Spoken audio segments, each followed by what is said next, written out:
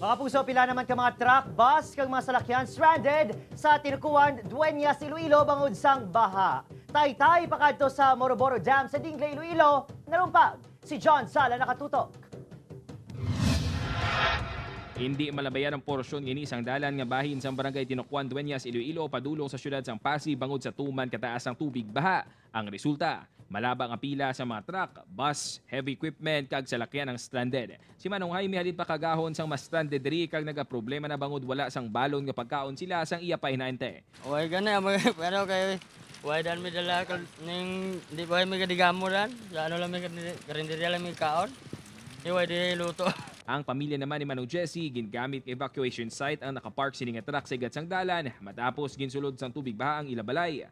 Na surop na gid katubi tanan sir. Tubig din natangat. Tunga ng balay namon sir.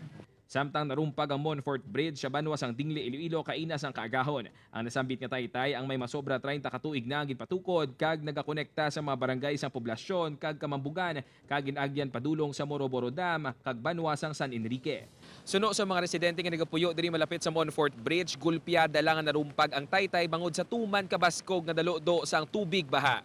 Halin pa kahapon ang wala untat kapag bubo sang ulan diri sa banwas sang Tingle. Suno sa mga residente sa lugar, nakabatsyag sila sang Daulinog, Mation-tion, gulpyada lang nga narumpag ang Taytay.